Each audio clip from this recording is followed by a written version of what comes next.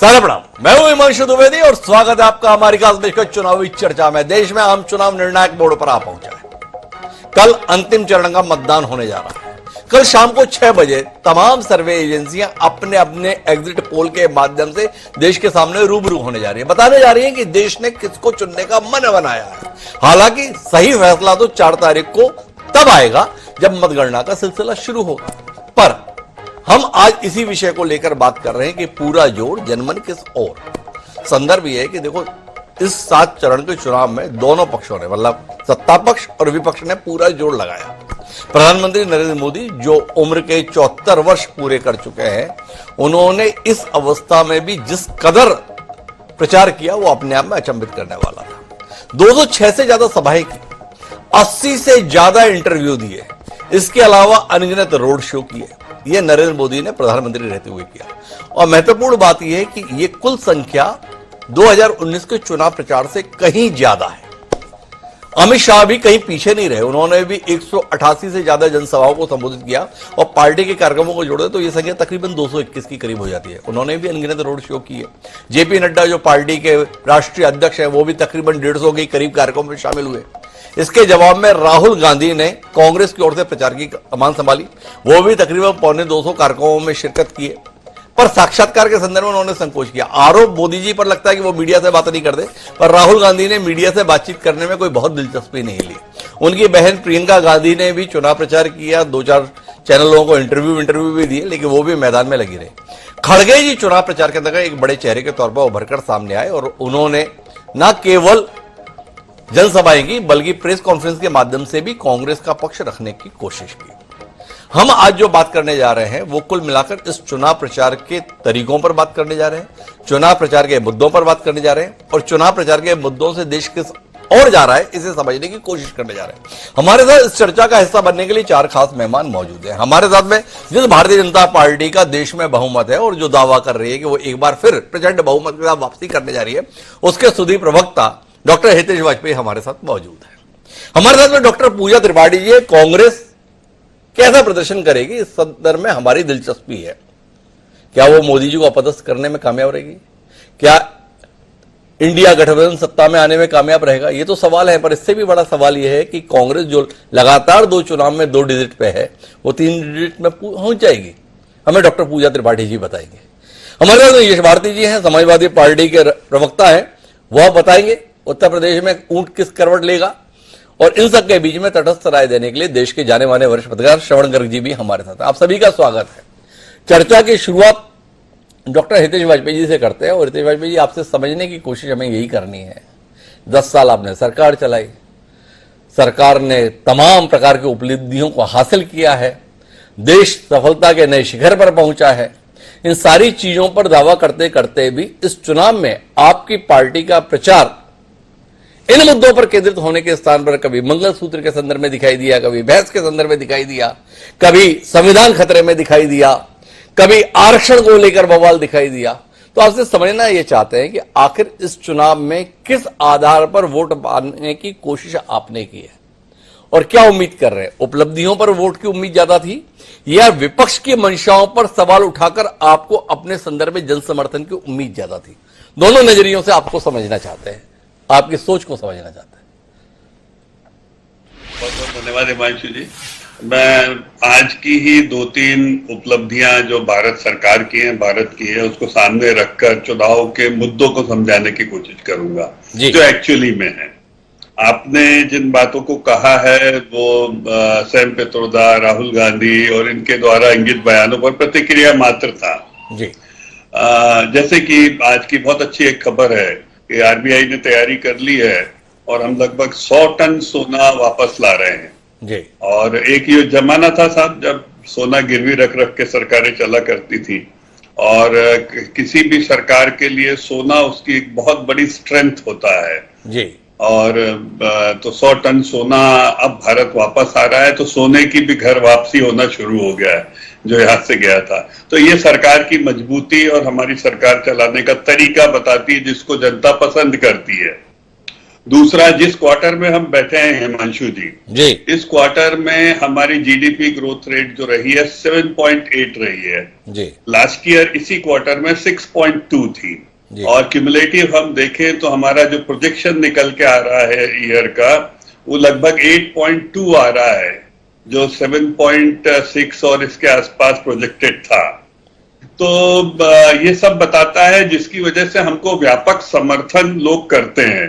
बाकी मुद्दे तो देखिए चर्चा के लिए होते हैं, लेकिन जब सरकारें ठोस तरीके से अर्थनीति पर, और जैसे मोदी जी ने कहा कि मेरा तीसरा टर्म जो है वो भारत को दुनिया की 3 सबसे बड़ी इकोनॉमीज में लाने का है, तो उसके संकेत भी मैंने जीडीपी ग्रोथ और 100 टन सोने के रूप में आपके सामने दिए। तो वही इसके ठीक उलट आपको खबर आ गई होगी कि कल एग्जिट पोल जब आएंगे तो कांग्रेस ने अपने सभी प्रवक्ताओं को विड्रॉ कर लिया है जी। कल आपको पूजा जी नहीं दिखाई देंगी कहीं पर भी, उनका अपॉइंटमेंट आप नहीं ले पाएंगे। तो ये स्वाभाविक है कि ये एक परिदृश्य बताता है जिसको भारत की जनता सपोर्ट करती है, और यही मोदी जी की गारंटी है जिस पर हमने चुनाव को ली। 2 विषयों पर आपकी टिप्पणी चाहता हूं डॉक्टर हितेश वाजपेयी जी। ये तो ये जानना चाहता हूं कि ये मोदी जी के संदर्भ में चर्चा है कि वो कन्याकुमारी में ध्यान लगा रहे हैं। उन्होंने ध्यान लगाया था 5 साल पहले केदारनाथ में, केदारनाथ की गुफा में।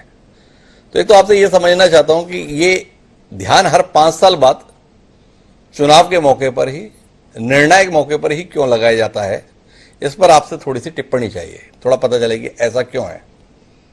दूसरा, आपसे ये जानना चाहता हूं कि आपने एक बड़ी उपलब्धि के संदर्भ में इशारा किया कि देखो 100 टन सोना जो है भारत का वापस आने वाला है, पर आर्थिक विशेषज्ञ हमें यह बताते हैं कि पिछले 10 सालों में देश पे कर्जा बहुत बढ़ गया है। तो ये जो सोना आ रहा है वो कर्जा और बढ़ाकर आ रहा है या कर्जा घटाते हुए सोना आ रहा है, इन दोनों पर टिप्पणी आपसे चाहिए। पता चलना चाहिए ना भाई, आपने सोना तो वापस लाए, पर पता चला कि पहले 10% ब्याज पर कर्जा उठाए हुए थे, अब पता चला 12% पे कर्जा उठाकर और सोना ले आए। तो दोनों संदर्भ में डॉक्टर हितेश वाजपेयी जी थोड़ा सा ज्ञान मिल जाए तो पूजा जी के पास जाने में आनंद आए। पहला विषय तो ठीक है, दूसरा विषय मेरे करीब है और देश के भी करीब है, तो उस पर पहले बोलूंगा मैं जी कि देखिए सोने का जो हस्तांतरण होता है वो हमेशा कमजोर इकोनॉमी से मजबूत इकोनॉमी की तरफ होता है। तो जब इंग्लैंड की इकोनॉमी मजबूत थी तो जो बैंक ऑफ इंग्लैंड था जहां से सोना आ रहा है वहां पर सोना रखा गया और उनसे मुद्रा ली गई। तो ये बहुत एक सादा, इकोनॉमी के स्टूडेंट बहुत अच्छे से इसको समझते हैं कि सोना जिस तरफ जा रहा होता है उसकी इकोनॉमी मजबूत होती है। जैसे अपन कहते हैं ना, जो करंट होती है हाई पोटेंशियल से लो पोटेंशियल की तरफ चलती है, तो इसीलिए सोना जो होता है मजबूत इकोनॉमी की तरफ जाता है। ये बहुत साधारण सी बात है, जो इकोनॉमी वाले हैं इसको बहुत अच्छे समझते हैं। अरे मैं इकोनॉमी का नहीं हूं, लेकिन मैं एक मोटी बात आपसे करता हूं डॉक्टर हितेश वाजपेयी, माफी चाहता हूं बीच में हस्तक्षेप कर रहा हूं, पर इकोनॉमी अगर मजबूत होती है ना, सही दिशा में जा रही होती है, तो मुद्रा की कीमत बढ़ती है। मुद्रा की कीमत 62 रुपए थी 2014 में डॉलर के मुकाबले में, अभी 83-82 है। अगर वाकई इतनी मजबूती के संदर्भ में जा रहे तो डॉलर 52 रुपए में मिलना चाहिए, 42 रुपए में मिलना चाहिए, तो हम आपकी बात से इत्तेफाक रख लेते। पर अभी भी 83 रुपए देने पड़ रहे हैं। आप थोड़ा जानते हो, पेट्रोल डीजल आप 35 रुपए में उपलब्ध करा देते अगर डॉलर की कीमत रुपये के मुकाबले ऐसी ही आ जाती। अब आगे बिल्कुल, फिर मैं आपको इस बारे में बता देता हूं कि मुद्रा की कीमत सभी मुद्राओं के रूप में अलग अलग होती है। डॉलर में अलग मिलेगी, पौंड में अलग मिलेगी आपको, और ये देशों की इकोनॉमी से संबंधित है जी। लेकिन जो हार्डकोर इकोनॉमिक इंडिकेटर है, जैसा मैंने आपको बताया है कि हमारी इस क्वार्टर का जो प्रोजेक्शन है वो ग्रोथ रेट जीडीपी का 8.2 है। मैंने आपको ये भी बताया कि किस प्रकार हमारी इकोनॉमी लास्ट क्वार्टर से इस क्वार्टर में बेहतर परफॉर्म कर रही है जी। तो मुझे लगता है देखिए इकोनॉमी के इंडिकेटर बहुत मजबूत होते हैं। केवल मुद्रा की स्थिति एक दूसरी मुद्रा से तुलना से आप उसका पूरा मूल्यांकन नहीं कर सकते हैं जी। एनीवे, ये लंबा डिस्कशन है इकोनॉमी का, मुझे लगता है आपकी और आपके दर्शकों की इसमें बहुत ज्यादा रुचि नहीं होगी, तो मैं राजनीतिक चर्चा की ओर वापस आता हूँ। ध्यान की बात बहुत निजी होती है। देखिए जिसको साधना करनी है, जिसको अपनी शक्तियों का संचय करके समाधान को मजबूत करना है, वो साधना करता है। साधना करना अपने आप में एक उसकी पात्रता का होना भी बहुत कठिन होता है। और जो व्यर्थ की चिंताओं से हटना चाहता है, हम यह कहें जो व्यथित होता है और अपने उस मन को शांत करना चाहता है, वो विपश्यना करता है। ऐसा हमारे यहाँ दर्शन शास्त्र में कहा जाता है। इसकी जो विधियां होती है दोनों की अलग अलग होती है। तो दो प्रकार के नेता हैं, एक विपश्यना करने वाले हैं और एक साधना करने वाले हैं। रहा सवाल नरेंद्र मोदी जी का, साधना उनका बहुत निजी विषय है। वे उनका जीवन बहुत लंबा समय उन्होंने इसमें बिताया है। उन्होंने हिमालय की कंदराओं में और हिमालय के आगोश में भी उन्होंने बहुत समय बिताया है। अपने सनातन धर्म के पालन में उन्होंने, और हम कह सकते हैं ध्यान योग को साधने का उन्होंने बहुत प्रयास किया है। लेकिन फिर वो बेहद उनका निजी विषय है और धर्म वो निजी विषय रह लेता डॉक्टर हितेश वाजपेयी, अगर वो अपने घर पर ही साधना कर रहे होते। पूरा देश नहीं, पूरी दुनिया देख रही है कि देश के सम्मानीय प्रधानमंत्री नरेंद्र मोदी जी साधना करने के लिए कन्याकुमारी के रॉक मेमोरियल में मौजूद हैं। सवाल केवल इतना था कि ये साधना करते हुए हमने उन्हें 2019 में देखा था एन चुनाव के मौके पर, और एक बार फिर साधना करते हुए हम देख रहे हैं 2024 में चुनाव के मौके पर। इसलिए सवाल था, आपको उत्तर मिले तो अगले चरण में आएंगे। पर मैं पूजा त्रिपाठी जी के पास चलता हूं और पूजा त्रिपाठी जी से जानना चाहता हूं कि इस चुनाव प्रचार में कितनी संतुष्ट हैं। क्या उस तरीके से चुनाव आप लोग लड़ पाए जिस भावना के तहत चुनाव लड़ने के लिए मैदान में उतरे थे, या मोदी जी के ट्रैप में फंस गए? मोदी जी पिछले दिनों कुछ कार्यक्रम में बता रहे थे, देखो ना मैंने 400 पार कहा, अब पूरा विपक्ष केवल इस संदर्भ में 272 पे तो वो बात ही नहीं करता। 272 तो वो मान के चल रहा है हमारी आ रही है, हम 400 पार करेंगे या नहीं करेंगे, विपक्ष केवल इसमें उलझ कर रह गया। ये देखो मेरा कमाल। क्या कहती हैं आप, फंस गए आप? हिमांशु जी, मुझे लगता है ये जो पूरा चुनाव था, श्रवण जी इसमें शायद मेरी बात से अग्री करेंगे, इसमें विपक्ष ने नैरेटिव सेट किया। विपक्ष मंत्री जी की पहली रैली थी मटन मछली पर, फिर वो मंगलसूत्र पर ले आए, फिर कहते हैं कि आपकी प्रॉपर्टी से आधा हिस्सा मुसलमानों को दे दूंगा, माफिया, मदरसा, उसके बाद वो भैंस भी खोल लिया उन्होंने, टोटी भी चोरी करवा दी, और सबसे शानदार बात इसकी रही कि प्रधानमंत्री जैसा गरिमा, जिस गरिमा के पद पर है वो मुजरा की बात करते हैं। तो यह चुनाव रहा वी द पीपल, हम भारत के लोग वर्सेस एक आदमी के अहंकार की, एक आदमी के सेल्फ सेंटर की और आई माई सेल्फ की। आपको 15 दिन का आंकड़ा देती हूँ हिमांशु जी। पिछले सिर्फ 15 दिन के मोदी जी के भाषण को अगर हम स्कैन करेंगे तो उसमें 421 बार उन्होंने मंदिर, मस्जिद, मुस्लिम, मदरसा कहा है, 224 बार पाकिस्तान और माइनॉरिटी की बात की है, 232 बार कांग्रेस को कोसा है, और 760 बार मोदी मोदी कहा है, 760 बार। अगर आप इनका मैनिफेस्टो भी देखें तो मोदी जी की 76 तस्वीरें हैं दूसरे दूसरे परिधानों में। तो मुझे लगता है जितना नेगेटिव कैंपेन लेकर गई है सत्ता, ऐसा कभी देश के इतिहास में देखा नहीं। प्रधानमंत्री जी अपने हर भाषण के साथ नीचे उतरते हैं, हर भाषण के साथ वो अपने पद की गरिमा को भूल जाते हैं। अब तो वो खैर ध्यान में है, साइलेंट। वो एक अलग बात है कि वो 19 कैमरा लेकर गए हैं, लाइव स्ट्रीमिंग हो रही है, 70 तस्वीरें आ चुकी हैं, और जिस तरीके से वो साइलेंस पीरियड में लोकतंत्र के मॉडल कोड ऑफ कंडक्ट की धज्जियां उड़ा रहे हैं वो देश के सामने है। पर प्रधानमंत्री जी ने कोई वैसे भी कोई आंख में पानी नहीं रखा जब उन्होंने मुजरा की बात कर दी, जब उन्होंने भैंस की बात कर दी, जब उन्होंने टोटी की बात कर दी। अभी हितेश जी सोने की बात कर रहे थे, हितेश जी इकोनॉमी की बात कर रहे थे। आपने बिल्कुल सही कहा, इस सरकार पर 300% कर्जा बढ़ गया है, और अर्थव्यवस्था के सही मापक है क्या आप उत्पादन बढ़ाते हैं। यूपीए ने आपको 16% मैन्युफैक्चरिंग दिया था, जिसको आप 25% का वादा किया था अपने मेक इन इंडिया की तरह। उस शेर की तरह मोदी जी भी सो गए और 12.6% पे मैन्युफैक्चरिंग सिपक के रह गई है। बेरोजगारी इस देश में पिछले 45 सालों में सबसे बेतहाशा बेरोजगारी है, उस पर ये कुछ नहीं बोलते। तीसरी बात है, जहां ये फ्रीबीज की बात करते तो मोदी जी का कर्जा क्यों बढ़ रहा है 300%? मोदी जी का कर्जा बढ़ रहा है क्योंकि वो 80 करोड़ लोगों को राशन देते हैं और उसपे वो एहसान भी जताते हैं। जिस देश में सोशलिज्म, समाजवाद, जिस देश में लोगों का अधिकार था, यूपीए शिक्षा का अधिकार लेके आए, भोजन का अधिकार लेके आए, रोजगार का अधिकार लेके आए। यहाँ पे प्रधानमंत्री जी कहते हैं कि आपने अगर मुझे वोट नहीं दिया तो आपको पुण्य नहीं मिलेगा। प्रधानमंत्री जी की जो भाषा थी वो पहले पाप पुण्य पे आए, फिर वो कहते हैं कि मैं बायोलॉजिकल नहीं हूँ, मुझे एक दैवीय शक्ति है, वो कहते हैं कि मैं अविनाशी हूँ, और तो और जाते जाते महात्मा गांधी पर भी बोलकर चले गए कि उनको एक फिल्म ने फेमस किया था। मुझे लगता है कि प्रधानमंत्री, या तो बहुत गर्मी है, आप एग्जिट पोल की अभी बात कर रहे थे, मैं तो चाहती हूँ सब आराम करें, 4 तारीख तक बहुत गर्मी में आप लोग सबने बहुत मेहनत की है, प्रधानमंत्री जी ने तो और मेहनत की है। उनका जिस टाइप से उनको हीट स्ट्रोक में जिस तरीके से वो भाषण दे रहे हैं, वो पूरे देश के नहीं, पूरे विश्व के सामने है कि कोई प्रधानमंत्री इतना कंसिस्टेंटली सांप्रदायिक, इतना कंसिस्टेंटली झूठ फरेब की भाषण कैसे दे सकता है। मुझे लगता है कि इस चुनाव को ना कांग्रेस ने लड़ा है ना इंडिया गठबंधन, इस चुनाव को आम जनता ने लड़ा है। अच्छा पूजा जी, मैं 2-3 सवालों के साथ आपसे रूबरू होना चाहता हूं। बिल्कुल ठीक कह रही हैं आप, ये चुनाव आपने लड़ा ही नहीं, ये चुनाव जनता ने लड़ा है। आपकी बात, आप तो इतना डर गए कि एग्जिट पोल का सामना करने तक का साहस नहीं जुटा पाए। आपके यहां से फरमान आ गया भाई कल एग्जिट पोल में मत बैठना। इतना क्यों डर गए, पहला सवाल। दूसरा सवाल, इतना क्यों डरे हुए हैं जब आप मान रहे हैं कि नरेंद्र मोदी का कोई आकर्षण नहीं है, नरेंद्र मोदी के संदर्भ में जनता की दिलचस्पी नहीं है, नरेंद्र मोदी का भाषण कोई अच्छा नहीं रहा है, नरेंद्र मोदी ने मुद्दों पर बात नहीं की है, नरेंद्र मोदी ने जो सरकार चलाई वो बिल्कुल भी ठीक नहीं चलाई है, तो इतने घबराए हुए क्यों? एक व्यक्ति जाकर कहीं पर ध्यान लगा रहा है, आप हाईकोर्ट का दरवाजा खटखटा रहे हो, अरे इसका टेलीकास्ट बंद करो।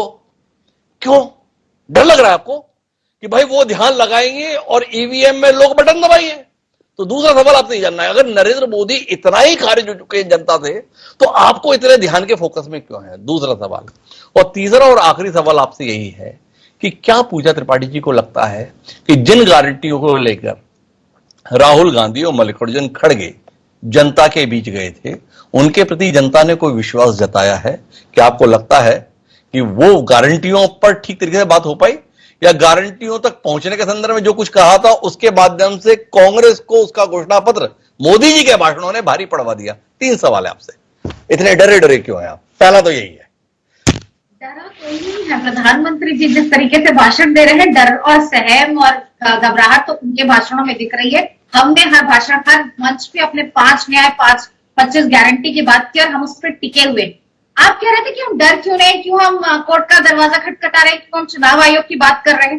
बात किसी व्यक्ति की नहीं है, बात किसी व्यक्ति के अवसान की नहीं है, बात किसी व्यक्ति की नहीं है, यह बात है लोकतांत्रिक मूल्यों की। आज देश में साइलेंस पीरियड चल रहा है, कल चुनाव है, और इसमें अगर हम सेक्शन 125 से और 135C की बात करें तो इसमें लिखा है आप किसी भी तरह परोक्ष या प्रत्यक्ष रूप से मतदाताओं को प्रभावित नहीं कर सकते। अब कल से देखिए 24 घंटे मोदी जी ने क्या खाया, मोदी जी ने कुछ नहीं खाया, मोदी जी की ये तस्वीर, मोदी जी के पीछे से धुआं निकल रहा है, मोदी जी की बैठने की जगह भर गई है। आपको अगर ध्यान में जाना था, ध्यान एक पर्सनल चीज है, तो आप 1 तारीख को चले जाते, 1 से 4 के बीच। आपको तो एग्जिट पोल में जाके भाजपा का पक्ष लेना नहीं है डिबेट्स में, तो आप 1 को चले जाते, पर नहीं, आपने चुना जब देश में साइलेंस पीरियड रह रहा है। इसका कहना है कि आप मॉडल कोड ऑफ कंडक्ट की तो वैसे भी धज्जियां उड़ा चुकी हैं, आप जानती हैं कि इलेक्शन कमीशन कुछ करेगा नहीं, तो हमने कोर्ट का दरवाजा खटखटाया, हमने इलेक्शन कमीशन का दरवाजा खटखटाया, क्योंकि अब भी हम संविधान और लोकतांत्रिक मूल्यों पर विश्वास रखते हैं, उनकी रक्षा करना चाहते हैं। और जहां तक आपने ध्यान की बात की, पुनीत शर्मा करके कवि, उनकी कुछ पंक्तियां पढ़ना चाहूंगी अगर आप इजाजत दे तो। जी। उन्होंने लिखा है कि वो जब एकांत में जाते हैं तो सबको बुलाकर निगाड़े पीटकर चीख कर ऐलान करते हैं,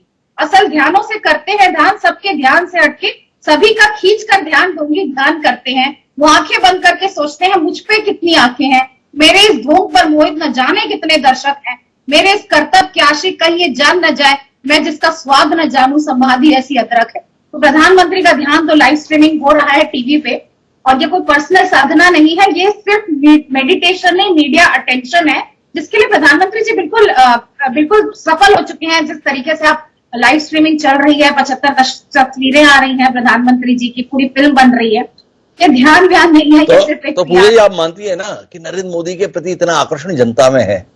तो दुनिया में कई लोग ध्यान करते हैं, कौन ध्यान देता है?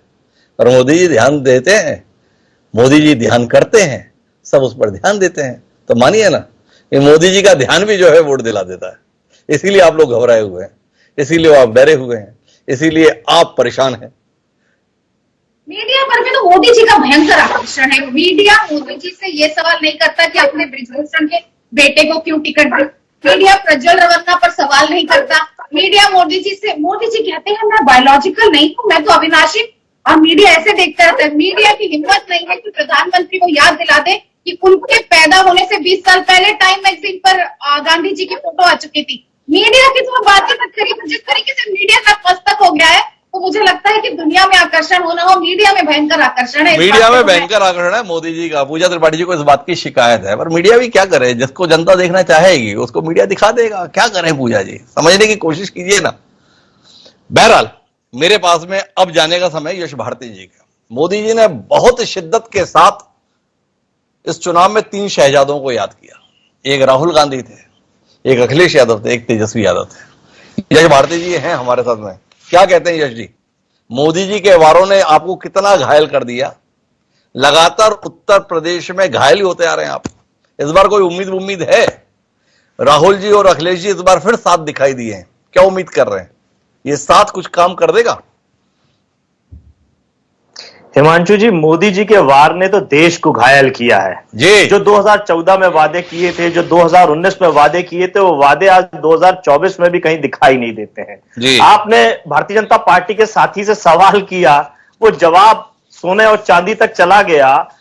दुनिया के बाहर से चीजें आने लगी, लेकिन जो देश की मोदी जी ने स्मार्ट सिटी बनाने की बात की थी, स्मार्ट सिटी बनाने के दावे किए थे, मध्य प्रदेश सरकार को बजट देने से मना कर दिया है कि अब स्मार्ट सिटी बनाने के लिए अब आप आत्मनिर्भर हो जाइए। केंद्र सरकार की योजना के लिए मध्य प्रदेश सरकार पैसा खर्च करेगी।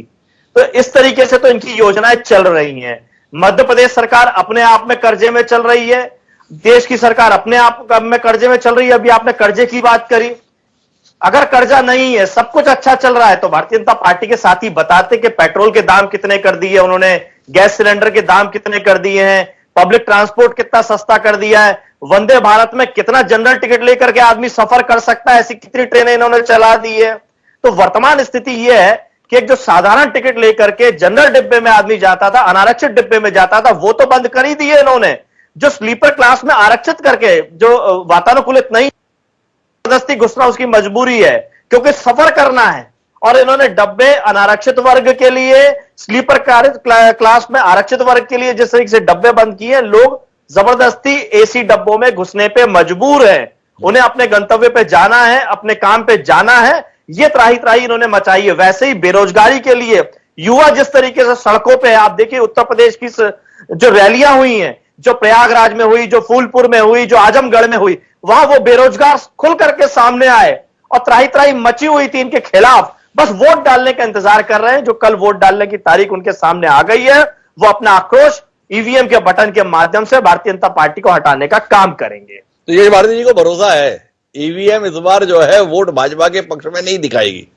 लेकिन श्रवण जी के पास आते समय मेरे पास सवाल ये नहीं है कि वोट किसको दिखेंगे। श्रवण जी से मेरा सवाल इस संदर्भ में है कि इस बार का चुनाव प्रचार लोकतंत्र की मजबूती की दृष्टि से उन्हें कितना भाया। सत्ता पक्ष और विपक्ष क्या उन मुद्दों पर बात किया श्रवण जी जिन मुद्दों पर बात करने की देश को जरूरत थी, या चुनाव तो पूरा होने पर आ गया पर असल मुद्दों पर बात होने से देश चूक गया? क्या कहते हैं श्रवण जी? देखिए हिमांशु जी, इस बार सबसे ज्यादा जो बात हुई है वो लोकतंत्र और संविधान को लेकर ही बात हुई है जी। और पूरा जो चुनाव था वो इसी चीज पर केंद्रित था कि संविधान खतरे में है, लोकतंत्र खतरे में है। ये पूरा का पूरा जो शुरू हुआ वो भारतीय जनता पार्टी ने शुरू किया, और इस बात से शुरू किया कि उनको 400 सीटें इसलिए चाहिए कि वो संविधान में परिवर्तन कर सकें। अनंत हेगड़े ने शुरुआत की जी। ये माना जा सकता था कि ये उनका निजी विचार है जी। उसके बाद ज्योति मिर्धा ने उस चीज को कहा जी राजस्थान में, फिर फैजाबाद में लल्लू सिंह ने कहा, जो अयोध्या जिसको जानते हैं अयोध्या के नाम से जी, और भी लोगों ने कहा बीजेपी के। वो इसलिए कहा कि एक ओवर कॉन्फिडेंस में बीजेपी थी और एक मैसेज प्रधानमंत्री के यहां से गया था कि 400 सीटें मिल रही हैं, तो बीजेपी को 370 से ऊपर मिल रही है, एनडीए को 400 से ऊपर मिल रही है। उसमें गलत भी नहीं है, मतलब इस तरह का कॉन्फिडेंस अगर था तो उन्होंने ये, और वो उसने बड़े एक मुद्दे का काम किया इस देश में सभी वर्गों के लिए, और विपक्ष को तो मुद्दा दे ही दिया, पूरा का पूरा इंडिया अलायंस को मुद्दा दे दिया। जी। हालांकि प्रधानमंत्री ने बाद में कहा, काफी देर हो गई थी तब तक, कि बाबा साहब अम्बेडकर भी आ जाएं तो संविधान नहीं बदल सकते। पर डैमेज बहुत हो गया था और सरकार पर भरोसा खत्म हो गया था। और ये उसके बाद जिस तरह की घटनाएं देश में हुई, वो पूरी की पूरी ये थी कि इस देश का जो प्रमुख मुद्दा है वो डेमोक्रेसी और संविधान है। तो इसलिए मैं ये मानता हूं कि ये जो इलेक्शन था, ये 2014 और 2019 के मुकाबले बहुत ही पॉइंटेड था। और आपने देखा या आपने नहीं देखा हो तो मैंने देखा कि प्रधानमंत्री जी का पूरा जो कैंपेन था या पूरा चुनाव प्रचार था, वो बजाय अपनी कोई बात कहने के, अपने घोषणा पत्र को आगे रखने के, अपने मुद्दों को आगे रखने के, वो विपक्ष पर आक्रमण करने को लेकर था। और जो उन्होंने पोलराइजेशन किया जिस तरह का देश में हिंदू मुस्लिम को लेकर, उसको वो एक्सट्रीम एंड पर ले गए, जो उन्होंने 2014 में नहीं किया था, 2019 में नहीं किया था। तो इसमें क्या हुआ कि भारतीय जनता पार्टी की जो उपलब्धियां थी, जो पिछले 10 सालों की थी, मतलब ऐसा नहीं है कि बीजेपी की उपलब्धियां नहीं रही हैं 10 सालों की, वो पूरी की पूरी डाइल्यूट हो गई, मतलब वो छुप गई जी। और जो प्रमुख मुद्दे के तौर पर जो चीज उभर कर आई, वो ये आई कि देश में डेमोक्रेसी खतरे में है, लोक संविधान खतरे में है, और देश की यूनिटी पूरी तरह से खतरे में है, एकता खतरे में है। मैं श्रवण जी बीच में हस्तक्षेप के लिए माफी चाहता हूं, लेकिन आपसे ये जानना चाहता हूं कि क्या एक अजीब सी बात नहीं देखी आपने कि दोनों पक्ष ये कह रहे थे कि संविधान खतरे में। मोदी जी भी ये बता रहे थे, भाजपा के नेता भी बता रहे थे कि अगर ये इंडिया गठबंधन आ गया तो संविधान खतरे में आ जाएगा। और विपक्ष तो बता ही रहा था कि अगर ये आ गए तो संविधान खतरे में है। तो कुल मिलाकर जीते कोई भी, क्या श्रवणकर जी मानते हैं कि अपना संविधान खतरे में है, लोकतंत्र खतरे में? क्योंकि दोनों ने कहा है जो भी आएगा संविधान को उससे खतरा है। देखिए, मैंने तो बीजेपी की ओर से तो सुना नहीं कि बीजेपी ने कहा हो संविधान कांग्रेस के कारण खतरे में है, क्योंकि कांग्रेस के पास कुछ है नहीं संविधान में करने के लिए जी। क्योंकि जो बीजेपी करना चाहती है वो तो सबको पता है कि बीजेपी क्या करना चाहती है, किन चीजों को बदलना चाहती है जी, किन चीजों को बदल चुकी है, ये भी लोगों को पता है। मैं बताता हूं श्रवण जी, अगर आपने नहीं देखा, ये बताया गया कि देखो ये लोग जो है धर्म के आधार पर आरक्षण दे देंगे जो संविधान में नहीं है। उन्होंने ये भी बताया कि संविधान में बदल देंगे और राम मंदिर पर बुलडोजर चलवा देंगे और रामलला को वापस टेंट में भेज देंगे। आपने देखा नहीं, बाकायदा बताया कि ये लालू यादव जी ने तो बोल ही दिया था कि हाँ मैं मुसलमानों को आरक्षण देना चाहता हूं। और मोदी जी का इस बात पर पूरी तरह फोकस है कि इस देश का संविधान धर्म के आधार पर आरक्षण की इजाजत नहीं देता। पर कांग्रेस के मंसूबे हैं, ये इंडिया गठबंधन के मंसूबे हैं, ये धर्म के आधार पर आरक्षण देना चाहते हैं, वंचितों के अधिकारों पर डाका डालना चाहते हैं। आपकी निगाह से ये बात कैसे ओझल हो गई श्रवण जी? नहीं, मेरी निगाह से ओझल नहीं हुई। जैसे उन्होंने, मोदी जी ने कहा कि ये आपकी भैंस चुरा लेंगे, आपके मंगलसूत्र ले लेंगे, आपका धन लेके घुसपैठियों को दे देंगे, मुसलमानों में बांट देंगे जी। तो मोदी जी स्वतंत्र है ना कुछ भी कहने के लिए कि वो मतलब वो कांग्रेस पर आरोप तो लगा ही सकते हैं कि ये कुछ भी कर देंगे जी। संविधान के प्रति जो निष्ठा का पूरा मामला है वो हमेशा से संघ को लेकर और बीजेपी को लेकर रहा है जी, और झंडे को भी लेकर रहा है, तिरंगे को। तो संविधान के प्रति निष्ठा का पूरा मामला तो उसी दिन से शुरू हो गया था जब प्रियम्बल में सोशलिस्ट रिपब्लिक और धर्मनिरपेक्ष शब्द जोड़ा गया था जी। और भारत को हिंदू राष्ट्र बनाने को लेकर जो अवधारणा है पूरी की पूरी संघ की और बीजेपी की, वो किसी से छुपी हुई नहीं है जी। हरिद्वार की धर्म संसद में किस तरह के आह्वान किए गए ये भी सबको पता है जी। नुपुर शर्मा ने किस तरह की बात की वो भी सबको पता है। देखिए उस बहस में नहीं जाना चाहिए कि संविधान को लेकर बीजेपी ने भी आरोप लगाया कांग्रेस पर, कोई यकीन करने को तैयार नहीं है। दिक्कत यह है कि देश का जो दलित है, अगर आप थोड़ी सी सीरियस बात करना चाहें तो जो पूरी की पूरी उत्तर प्रदेश में और बिहार में पूरा का पूरा मामला जो बदला है वो इसी बात को लेकर बदला। इन्होंने तो अपने घोषणा पत्र में कहा है ना कि आरक्षण की सीमा को 50% से ऊपर कर देंगे जी। जो इंडिया अलायंस का है, कांग्रेस का घोषणा पत्र है, उन्होंने ये कहा है, तो उसमें कुछ छुपाया तो है नहीं जी। मुद्दा यह है कि बीजेपी, जैसे राजनाथ सिंह ने अभी कहा कुछ दिन पहले, 4-6 दिन पहले ही कहा जी कि इकोनॉमिक कंडीशन, इकोनॉमिक सिचुएशन आरक्षण का आधार हो सकती है, ये अभी कहा उन्होंने जी। और भागवत साहब तो काफी पहले से कह रहे हैं इस चीज को, आरक्षण का विरोध कर रहे हैं। जो बुनियादी विरोध है बीजेपी और इसके बीच में, आरएसएस के बीच में, वो आरक्षण को लेकर है। 2017 के चुनाव में बिहार के पब्लिकली भागवत साहब गए थे, पब्लिक मीटिंग में उन्होंने आरक्षण का विरोध किया था, जिसके कारण बीजेपी हार गई जी।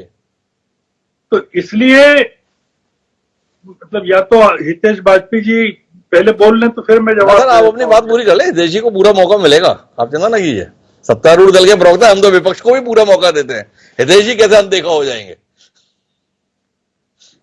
बीजेपी के साथ आरक्षण का है और पूरा का पूरा जो दलित समाज है, पिछड़ा वर्ग है, ओबीसी है, वो इसी बात को लेकर एजिटेटेड है कि ये संविधान को बदल देंगे और आरक्षण को समाप्त कर देंगे जी। इसलिए ये पूरा का पूरा जो आपने जो सवाल किया संविधान को लेकर, ये एक बड़ा मुद्दा बना है चुनाव में। और कांग्रेस या इंडिया अलायंस के प्रति जो सहानुभूति हुई है,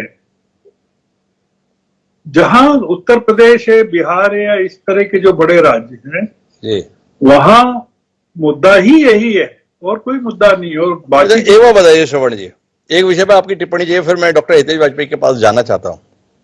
मोदी जी ने एक दावा किया कि विपक्ष उलझ गया हमारे दाम में। बोले, मैंने कहा 400 पार, 370 भाजपा पार, पर इस देश में सरकार बनाने के लिए केवल 272 चाहिए। 2 बार से भाजपा लेके ही आ रही थी, 282, 303।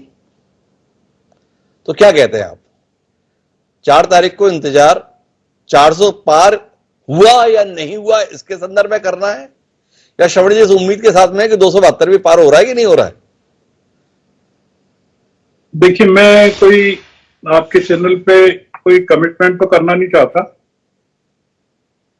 कि किसको कितनी सीटें मिल रही है। जो मैं पिछले 4 महीने से जो मेरा आकलन है सीटों को लेकर जी, क्योंकि आपने तो पूरे चुनाव के दौरान चुनाव पर कोई बहस की नहीं जी, क्योंकि आप करते ही नहीं है इस तरह के सेंसिटिव विषय पर जी, जब चुनाव चलता है तब बिल्कुल बचते हैं आप किसी को नाराज नहीं करना है।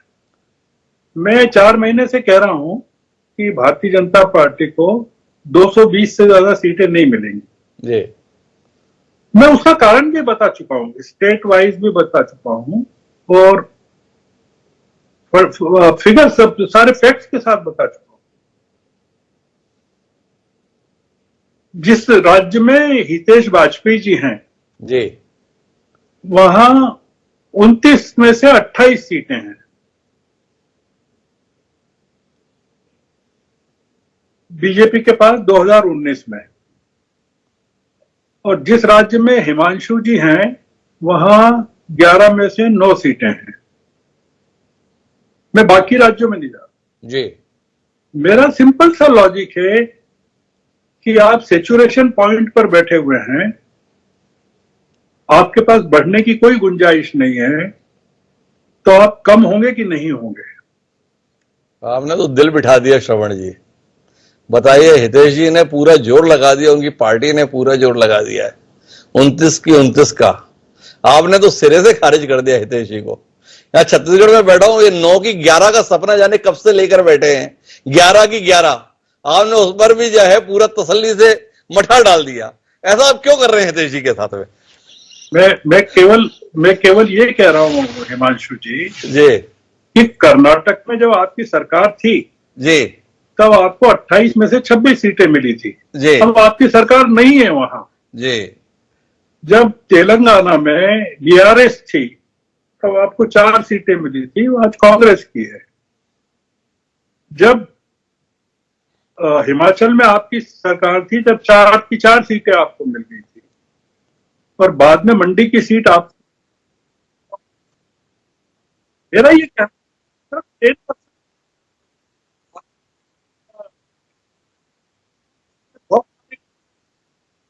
है, विपक्ष के मुद्दों पर विभाजन नहीं होना है, 25 कारण में आप।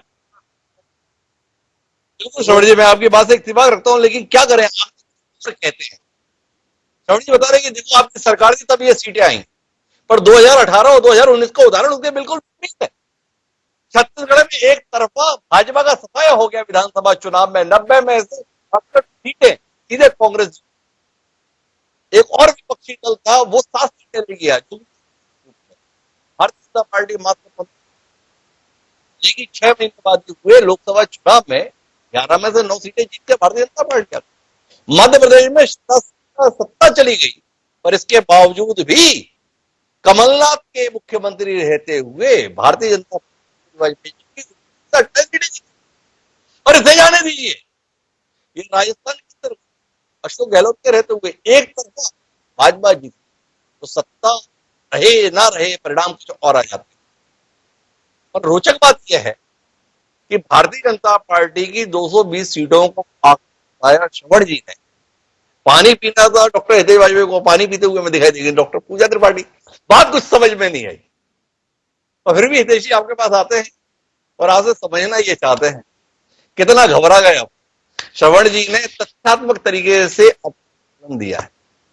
उनका कहना है कि आप लोगों ने देर कर दी, संविधान आपके कारण से खतरे में महसूस हो गया देश को, और आपके बयानों के कारण।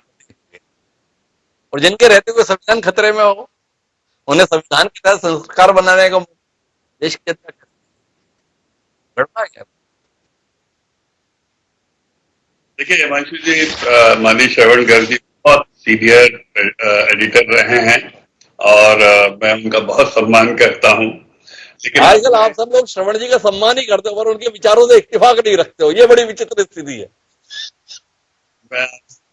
क्या है कि आपने वो कहानियां सुनी होंगी ऋषि दुर्वासा की। तो बहुत बड़े बहुत विद्वान थे, शक्ति संपन्न थे, लेकिन जब वो नाराज हो जाते थे तो जिस पर नाराज हो जाते थे अच्छे देवताओं के चक्कर छुड़ा देते थे। ये बताओ, दुर्वासा जी पे सुदर्शन चक्र छोड़ दिया गया था।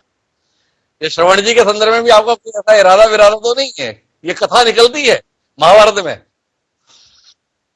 हम इसमें राखिए कहावत पे चलना चाहिए। मैं तो श्रवण जी को बहुत अच्छे से फॉलो करता हूँ, ट्विटर के ऊपर भी। हमें मालूम है कि वे नरेंद्र मोदी जी, भारतीय जनता पार्टी और राष्ट्रीय के कट्टर विरोध में आज खड़े हैं। तो इसीलिए मेरे 2 मित्रों की चर्चा तो चूंकि व्हाट्सएप की चर्चा जैसी थी तो मैं उसमें नहीं उलझना चाहता, वहां उपलब्ध है, कर सकते हैं। लेकिन मैं श्रवण जी की बातचीत पर जरूर आना चाहूंगा क्योंकि वे बहुत विद्वान व्यक्ति हैं। तो मैं श्रवण जी ने चूंकि मोदी जी, हेगड़े जी, लल्लू सिंह जी, इन सबको सुना है, तो मैं उनको जरूर ये बताना चाहूंगा कि वहीं दूसरी ओर राहुल गांधी जी के वक्तव्य थे, उनके बयान थे कॉन्फ्रेंसेस में, वे सैम पित्रोदा जी के बयान थे, हम आधी संपत्ति देकर जो है उसको शासकीय कर देंगे, बची हुई आधी संपत्ति विरासत में आगे जाए, इसका वो समर्थन करते हैं, उसे पसंद करते हैं। फिर कांग्रेस के ही मैनिफेस्टो में लिखा हुआ है कि वे बहुसंख्यकवाद को हतोत्साहित करेंगे, उसके खिलाफ है। बहुसंख्यकवाद मतलब उसको आप हिंदू के रूप में ले सकते हैं। वहीं पर उन्होंने कहा कि हम अल्पसंख्यकों से संबंधित जो कानून है उनको मजबूत करेंगे। ये बात उनके मैनिफेस्टो में है। और वहीं हमने ठीक उलट कहा, श्रवण जी बिल्कुल सही कहा, हमने कहा देश में यूनिफॉर्म सिविल कोड लेकर आएंगे। तो ये बात सच है कि हमारे और उनके विचार अलग अलग हैं और ये दोनों रास्ते संविधान संशोधन से ही होते हैं। अच्छा एक बार बताओ हितेश वाजपेयी जी, ये आप इस तरीके की बात बोल कैसे लेते? ये यूनिफॉर्म सिविल कोड क्या होता है भाई? यूनिफॉर्म सिविल कोड मतलब जो हमारी मोटी बुद्धि वो ये कहती है कि इस देश में रहने वाले सभी नागरिक एक कानून से संचालित होंगे। उत्तराखंड में सरकार है आपकी पुष्कर सिंह धामी जी के, वो भी यूसीसी लेकर लागू बता रहे हैं कि हम ही हैं जो ये काम कर पाए। यूसीसी में क्या है, अनुसूचित जनजाति के लोगों के तमाम प्रावधानों को बाहर निकाल दिया। तो कुल मिलाकर मुसलमानों के संदर्भ में प्रावधानों को निरस्त करना चाहते हैं। हमारे लिए यूसीसी का मतलब केवल इतना समझ रहती है। जैसे मैं आगे और बताता हूँ, हमारे लिए देश का मतलब है, नेहरू जी के लिए उन्होंने कश्मीर को विशेष दर्जा तक कर दिया था, हमने उसको खत्म करके 370-35 के माध्यम से हमने उसको पूरा देश से जोड़ा है। हमने रुकिए हितेश जी, इसमें तो बड़ी गंभीर किस्म की टिप्पणी चाहिए आपकी। देखो आपने कमाल का छोड़ा, आप इस देश के सबसे बड़े राजनीतिक दल के प्रवक्ता नहीं हो, आप तो दुनिया के सबसे बड़े राजनीतिक दल के प्रवक्ता हो। और देखो आपकी सबसे बड़ी उपलब्धि क्या है, आपने धारा 370 के प्रावधानों को खत्म कर दिया, नेहरू जी के ऐतिहासिक भूत को खत्म कर दिया, कश्मीर को इस देश की मुख्य धारा से जोड़ दिया। क्या कमाल का आपने कश्मीर को मुख्य धारा से जोड़ा।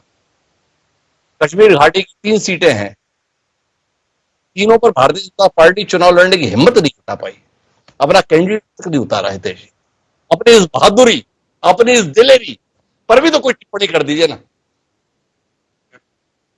हमने कश्मीर को भारत से भारतीय जनता पार्टी के लिए नहीं जोड़ा हिमांशु जी।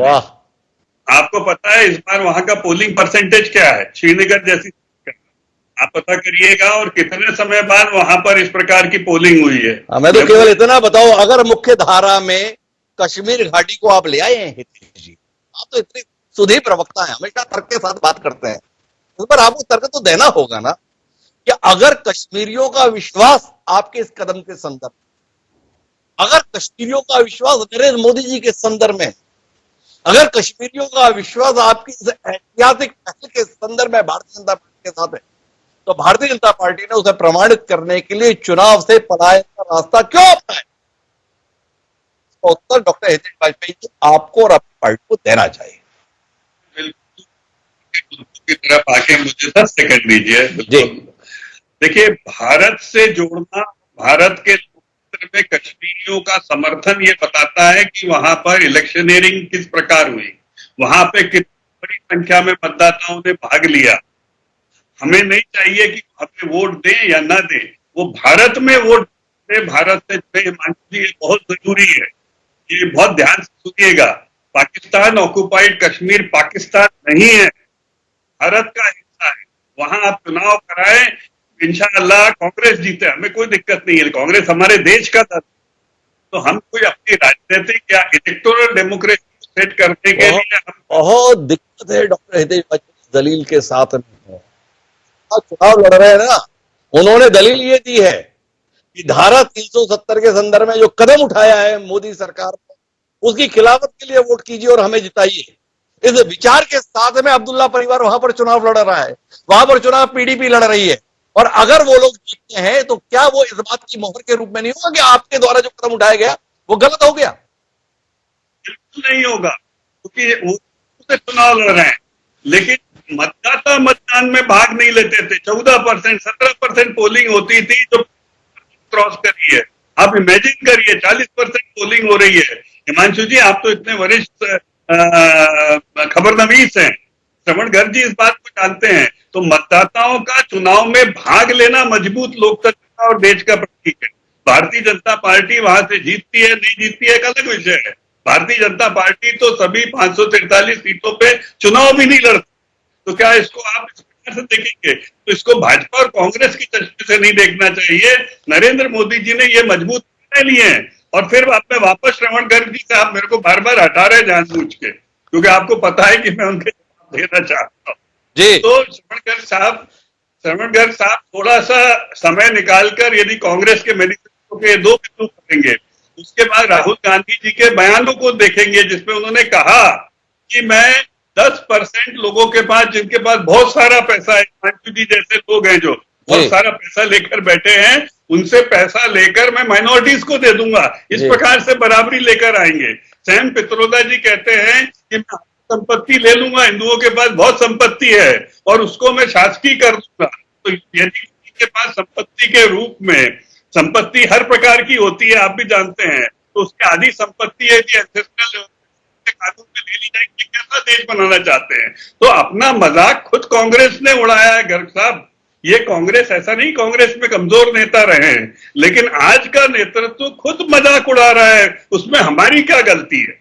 तो कमाल की बात है, जिस कांग्रेस ने विरासत टैक्स खत्म किया, उस पार्टी के एक नेता के विचार के अंतर्गत कही गई बात को फैसले के तौर पर आप, आपकी पार्टी के जिम्मेदार नेता, उस सांसद थे, तो सीधे तौर पर कह रहे हैं कि संविधान बदल देना है, तो आपको तो नहीं है। सवाल है। लेकिन मैं अब अंतिम बिंदु पर ले जाना चाहता हूं चर्चा को। डॉक्टर पूजा त्रिपाठी जी मेरे साथ में हैं, तो पूजा जी आपसे जानना कुल मिलाकर ये है, ये खटाखट कितना काम आ रहा है? बड़ा मस्त चला, खटाखट खटाखट खटाखट, ठकाटक ठकाटक ठकाटक, कितनी उम्मीद है खटाखट से पूजा जी? हिमांशु जी, पहले तो अब मैं वाजपेयी जी को हमारा मैनिफेस्टो देना चाहूंगी, जिसमें इनहेरिटेंस टैक्स का कहीं कोई जिक्र नहीं है। सैम पित्रोदा जी ने रिजाइन कर दिया। आप बताइए कि आपकी पार्टी से बृजभूषण शरण सिंह को कब बाहर किया जा रहा है? आपकी पार्टी से ज्योति मेघा, लल्लू सिंह, प्रिया कुमारी, अनंत सिंह को बाहर किया? बैठ के बात करते, अखंड हिंदू राष्ट्र, जो राम निकल के तथ्यों पर बात करनी चाहिए। कहीं पर भी माइनॉरिटी अपीसमेंट की बात नहीं है, कहीं पर भी नेगेटिव टैक्स की बात नहीं है, कहीं पर भी एक राजनीतिक रैली में राहुल गांधी ने ये नहीं कहा कि आपका पैसा लेके माइनॉरिटीज को दे दो, से बाहर निकले तो थोड़ा तथ्य पर।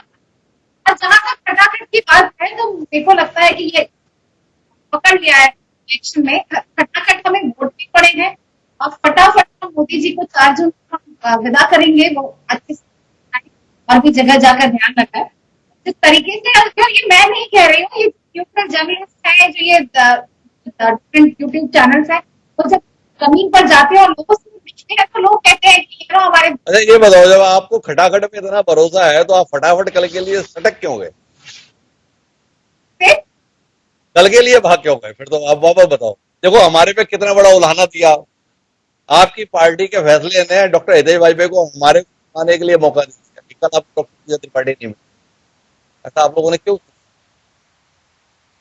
हम सबने इलेक्शन प्रोसेस किया, आप लोगों ने ज्यादा मेहनत की है, हम सब ने कैंपेनिंग की है। 1-2 दिन आराम कर लीजिए, 4 जून को तो बता ही दिया जाएगा कि मतदान किसको दिया है, किसके सत्ता से। ये पूरे एग्जिट पोल के पीछे भागने में हमारी पार्टी विश्वास नहीं रखती और हम इससे दूरी बनाएंगे। आप लोग अपना पोल करिए, क्योंकि 2 दिन बाद तो ये दूरी आपने कब से आपको समझ में आया कि एग्जिट पोल से अपने को दूर रहना है? इससे पहले तो सारे एग्जिट पोल में आप बढ़िया तरीके से बैठा करते थे, क्या हो गया ऐसा इस बार जो आप एग्जिट पोल से दूर हो गए? मीडिया का एग्जिट पोल में हम क्यों जाए हिमांशु जी? जो प्रधानमंत्री जी से ऐसे बैठ के सब बोल क्या हम काट कर खाते हैं या चूस कर खाते हैं? क्या मोदी जी कहते हैं कि हम महात्मा गांधी मूवी की तरह फेमस हुए और वो एक शब्द नहीं कहते? मोदी जी से हमने चुनाव प्रचार के दौरान तो उस मीडिया से दूरी नहीं बनाई, जब एग्जिट पोल आया तभी आपको दूरी बनाने की क्यों सुधाई? तभी आपको क्यों लगा कि मीडिया पूछता है हम आप काट के खाते हैं या? भाई सवाल तो है ना, आदमी की अपनी अपनी पसंद है, कोई चूस कर खाता है, कोई काट कर खाता है, पूछ लिया गुनाह कर दिया गया। अगर आप सवाल नहीं पूछेंगे प्रधानमंत्री जी से और आप ये पूछेंगे कि आप जब आपकी एनर्जी का राज क्या है, आप रेड बुल पीते हैं या कोई लोकल ड्रिंक है, आप ये पूछेंगे बटुए में कितने पैसे रखते हैं, तो ये तो हमारे सवाल है। प्रधानमंत्री जी कहते हैं मैं अविनाशी हूँ, अविचारी हूँ, और वो मीडिया एकदम चुप होकर कहते। प्रधानमंत्री जी कहते कौन राहुल? वही राहुल को पानी पी पी कर 232 बार गाली दिया उन्होंने पिछले 15 दिनों में, और वो कहते कौन राहुल? अच्छा एक बात बताओ पूजा जी, एक आखिरी टिप्पणी आपसे चाहिए मुझे, कि आपने इस बात में बड़ा ध्यान दिया कि मोदी जी ने राहुल जी का नाम कितनी बार लिया, मुसलमान कितनी बार बोला, आरक्षण कितनी बार बोला, ये राहुल जी ने कौन सा शब्द कितनी बार बोला, उसको भी आपने इतना ध्यान रखा? थोड़ा बता दीजिए फटाफट कि राहुल जी ने किस बात को कितनी बार बोला।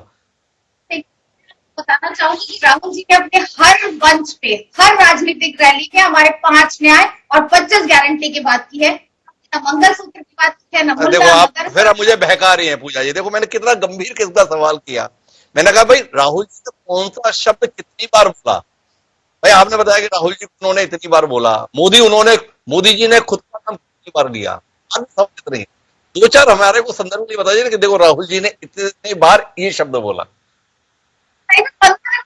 760 बार अगर मोदी जी ने मोदी शब्द कहा है तो राहुल जी ने एक बार भी नहीं कहा होगा। इस बात की मैं गारंटी लेती हूँ। यहाँ पे कोई वो नहीं आएंगे। देखो पूजा जी, ये है नरेंद्र मोदी का मतलब।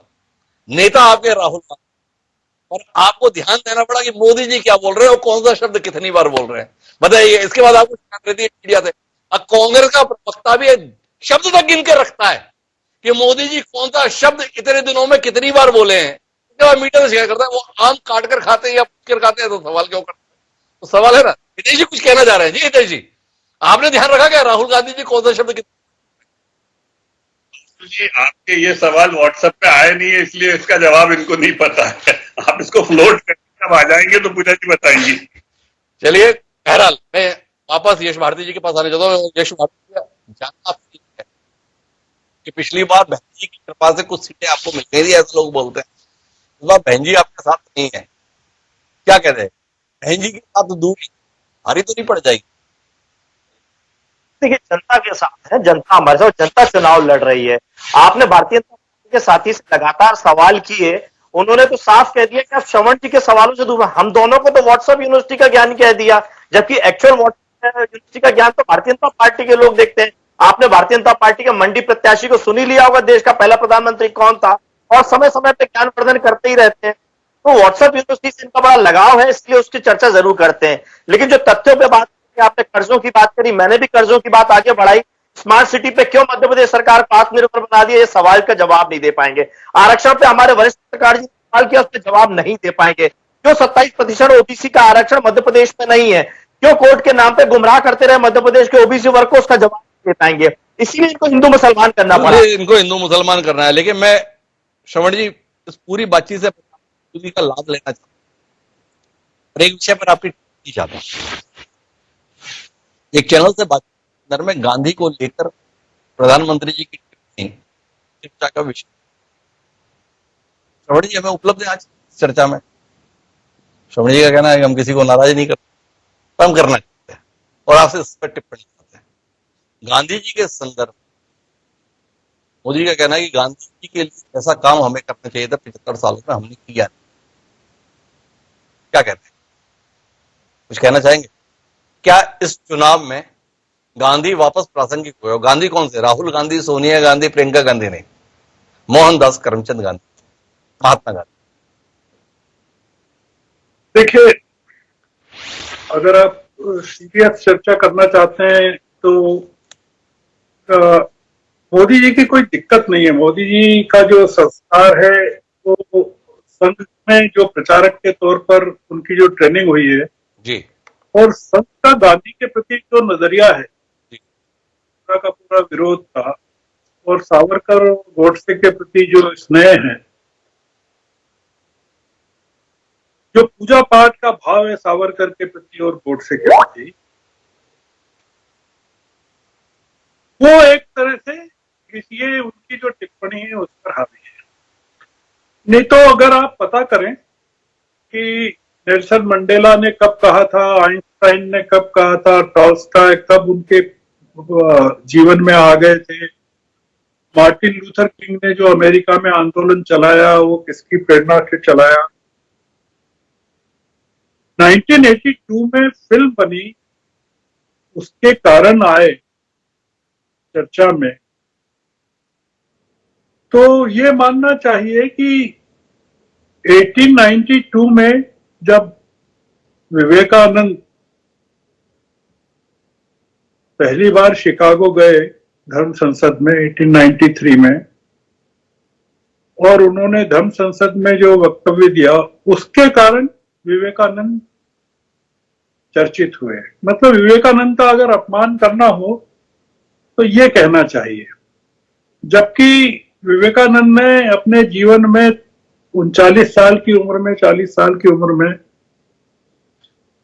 जो अचीव कर लिया था, मतलब शिकागो पहुंचने के पहले जो अचीव कर लिया था रामकृष्ण जी के सानिध्य में, वो अद्भुत था।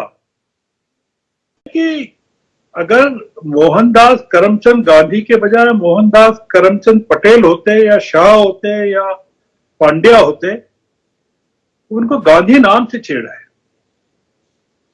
मतलब, और या फिर फिरोज गांधी का नाम अगर कुछ पूना वाला होता या वाडिया होता तो उनको दिक्कत नहीं होती। ये एक दुर्भाग्यपूर्ण है। मतलब ये मोदी जी ने पहली बार नहीं कहा है, ये लोगों ने चर्चा, मैं पढ़ चुका हूं जी। मोदी जी ने ये पहले भी कहा है कि एटनबरो की फिल्म नहीं बनी होती तो गांधी जी को कोई जानता ही नहीं। आप बताइए कि ये पूरे दुनिया के लिए कितनी शर्म की बात है कि भारत का प्रधानमंत्री जो दुनिया के मुल्कों में गांधी की प्रतिमा के सामने जाके हाथ जोड़ता है, वो भारत में अपने ही गांधी, अपने प्रदेश के गांधी, पोरबंदर के गांधी, गुजरात के गांधी के बारे में इतनी अपमानजनक बात कहता है। मैं मालवीय श्रवण जी, उन्होंने ये कहा उन्होंने तो ये कहा कि हमारे पास गांधी जी जैसी शख्सियत थी, पर गांधी जी को अंतर्राष्ट्रीय स्तर पर पहुंचाने के लिए हमें जैसा काम आजादी मिलने के बाद करना चाहिए था, हमने नहीं किया। ये बड़ा विरोधाभास है। नरेंद्र मोदी बोल ये रहे कि गांधी जी जैसी विभूति हमारे पास थी, हमने उसको अंतर्राष्ट्रीय स्तर पर पहुंचाने के लिए जैसा करना चाहिए था वैसा नहीं किया। उन्होंने ये नहीं कहा कि गांधी जी को सही नहीं, पिक्चर बन गई इसलिए गांधी जी का महिमा मंडन हो गया। ये बड़ा अंतर है ना दोनों बातों में श्रवण जी, मेरी समझ ऐसा कहती है। आपकी समझ में बताता हूं जी। पिछले 10 सालों में गांधी को समाप्त करने का पूरा काम हमारे ये जो विश्व गुरु हैं इन्होंने किया है जी। वाराणसी की पार्लियामेंट्री कॉन्स्टिट्यूएंसी में सर्व सेवा संघ के दफ्तर को डिमोलिश किया, गांधीयन इंस्टीट्यूट ऑफ स्टडीज को बुलडोजर चलाया, साबरमती आश्रम को ध्वस्त किया, सेवाग्राम आश्रम को बदल दिया, इस देश में राजघाट को बदल दिया, गांधी दर्शन को बदल दिया, गांधी की जो पत्रिका निकलती है उसको बदल दिया, और विजय गोयल को उसका संपादक बनाया वहां पर। और मैं आपको गांधी वो जो पत्रिका है वहां की उसको अगर दिखाऊं मैं आपको, वहां जो गांधी की जहां हत्या हुई उसके प्रभारी हैं विजय गोयल। आप तो श्रवण जी का ऐसा मानना है कि इन 10 सालों में भी गांधी जी को समाप्त करने का काम किया गया है। हितेश जी कुछ टिप्पणी करने जा रहे हैं, एक संक्षिप्त टिप्पणी हितेश जी की लेते हैं। जी हितेश जी, आप बहुत नाराज हो गए। नहीं, देखिए, संघ की पंच निष्ठाओं में से एक गांधीवादी समाजवाद। लगातार श्रवण जी इतने सीनियर होके झूठ बोल रहे हैं। संघ गांधी जी का विरोधी नहीं रहा, मोदी जी ने गांधी जी का विरोध नहीं किया। और ये क्या होता है, देखिए श्रवण जी, आप दुर्वासा हो जाइए, लेकिन सत्य के साथ हम खड़े रहेंगे और सत्य के विरोध में आप खड़े रहेंगे तो आपको दुर्वासा का कद भी नहीं मिलेगा। देखिए अब दोनों चीजों में अंतर है। अब माननीय हितेश वाजपेयी जी कह रहे हैं कि हम जो है वो गांधीवादी समाजवाद के खड़े रहे हैं, पंचनिष्ठाओं में शामिल है। पहले तो तय कर लीजिए, आप एकात्मवाद के साथ खड़े हैं या गांधीवादी समाजवाद के साथ खड़े हैं, क्योंकि आपके मुंह से हमने हमेशा एकात्मवाद सुना है, हमने कभी गांधीवाद समाजवाद के संदर्भ में आपसे तो सुना नहीं। दूसरा, इस देश में आजादी के समय मोहनदास करमचंद गांधी को आजादी के महानायक के तौर पर देखा जाए, एक ऐसा शख्स जिसने पूरे देश को आंदोलित किया और देश को आजादी दिलाने में सबसे अहम भूमिका निभाई। पर 75 साल की जो आजादी के बाद की यात्रा है उसमें गांधी को एक वर्ग विशेष ने इस देश के विभाजन के लिए जिम्मेदार ठहराने का काम किया। इस द्वंद्व में देश पड़ा हुआ है, आने वाली पीढ़ी इस द्वंद्व की शिकार है देश के अंदर कि वो गांधी को किस रूप में याद करे। गांधी को इस रूप में याद करे कि जिन्होंने देश को आजादी दिलाई अहिंसा के मार्ग पर चलाते हुए, या गांधी को उस खलनायक के तौर पर याद करे जिसने इस देश को विभाजित कर दिया हिंदुस्तान और पाकिस्तान में। यह द्वंद्व के लिए कौन जिम्मेदार है, इस पर भी बात होनी चाहिए। पर महत्वपूर्ण हमारी आज की चर्चा थी कुल मिलाकर इस आम चुनाव के विषयों को लेकर। इस आम चुनाव की शुरुआत हिंदू मुसलमान के संदर्भ में हुई और इस हिंदू मुसलमान से शुरू हुई शुरुआत आखिरी में गांधी कौन किसके कितने इस पर आकर रुक गई। चुनाव के बाद देखेंगे कि कौन गांधी की हिमायत करने वाला है, कौन गांधी को सही रूप में समझने वाला है और कौन इस देश को गांधी के रास्ते पर चलाने वाला है। इंतजार करेंगे हम। बहरहाल आप चारों मेहमानों का बहुत बहुत धन्यवाद हमारे साथ दिलचस्प चर्चा का हिस्सा बनने के लिए। समय अब इजाजत का तो मुझे दीजिए आप। कल चर्चा नहीं करेंगे, कल हम सीधे तौर पर बात करेंगे एग्जिट पोल के तहत शाम को 6 बजे से लगातार जुड़िएगा मेरे साथ। पर अभी दीजिए इजाजत, सलाम।